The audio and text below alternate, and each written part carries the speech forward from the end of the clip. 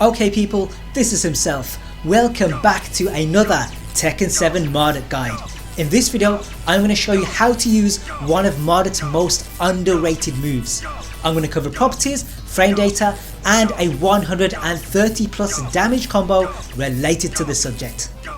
So what is this mysterious move? Well, it's this quarter circle forward 1-2, aka Ballista fist. Now this may look like an ordinary string, but it actually has some special features. First off, it's an 18 frame mid hitting launcher, and with the easy combo you can do 75 damage. Even if you go for wall carry though, you still get 65, which is not that bad. Now on block it's -10, but if you get it on shallow hit it's actually -9. So what we have here is a safe mid hitting launcher, and if you think that's a minor thing, go and count how many other characters have something like that. Now if you can't get the spacing right, don't worry, because you still have stuff in your favour. First of all, it's only -10, and most launchers are -12 or -13, so anyone trying to punish like that is gonna fail. Secondly, Marduk has other moves that have a similar animation. Both DF1 and up forward 1 are left arm punches, and the latter is safe, so anyone who's unfamiliar with the moveset is gonna get lost. Now that's all in the open, but where the move is more interesting is at the wall, because here we don't get a normal wall splat, we get a high wall splat, and that means that we can do more damage. What we do is fill with FT1 and then do all our normal wall combos. The highest guaranteed damage is 65, but if we go for ground throws it's 86, and that's pretty much half bar. What we can also do is go for the rage drive. You do have to be quick here, but if you land it you can do 102. An alternative route is DF3 1+2. Now this gives the flip over, so unless they hold back, certain stuff is guaranteed. The best option is ground throws. The knee strike does good damage, but the one you want to go for is the toss up. The reason for that is that unlike normal wall combos, this doesn't count as an ender. This is a starter, and that means that you can get a full combo. The problem with this route is that quick back rollers will mess things up. So to cover that, we need a mid-low mix-up. The mid to go for is ground pound. This is safe on block and it hits everything if they don't back roll. If it hits them standing, then they're face down, and while standing free is guaranteed.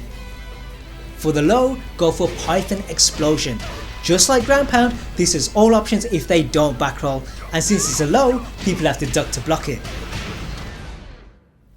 An alternative here is VTS3. Now this is -13 on block, so it is punishable, but if they've crouched for the low then it splats them again, and it still hits people on the floor. If you happen to be near a balcony, then Ballista fist is still useful. You can break with back 3+4 and then do a combo of your choice. One last option is Death Ringer. There is a bit of timing involved, but if you get it right, you can do 160 damage.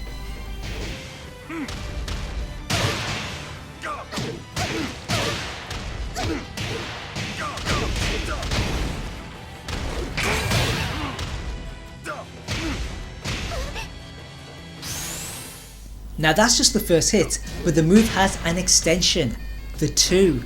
The purpose of this is that it deters people from punishing the first, because if they try to do that, then they risk getting hit.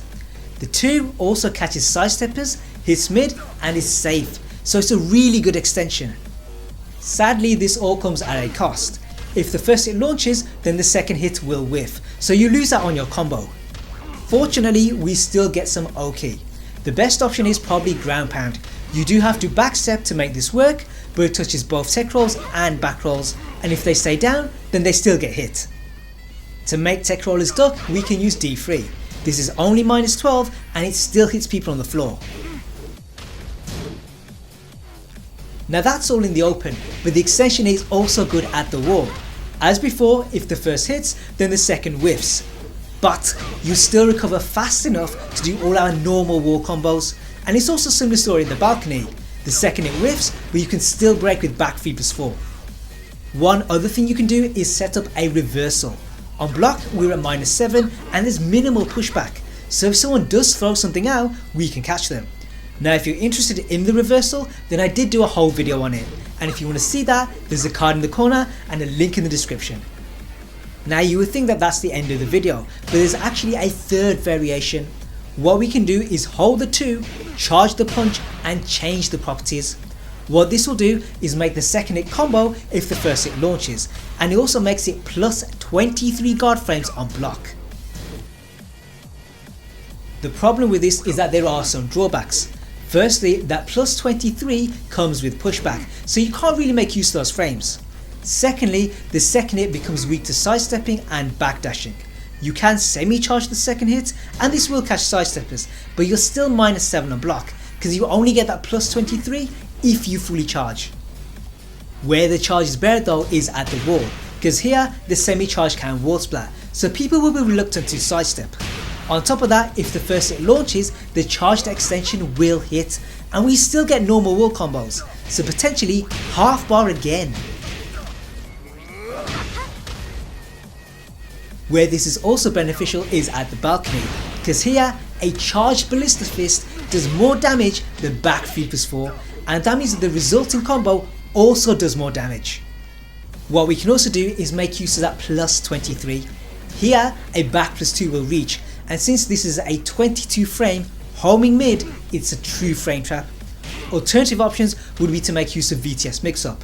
A raw attacker will reach, but you can also make use of DF 3+4. The last thing I have for you is that big combo. If you're in the right position and you have rage, you can do 130 plus damage. Yes, it's situation specific, and yes, the mount attacks are breakable, but it's entirely doable. Now if you enjoyed this video, do give it a like. It really helps out this channel and it motivates me to do more for this character. Looking ahead, there are more Marduk videos coming, so make sure you subscribe if you want to see those.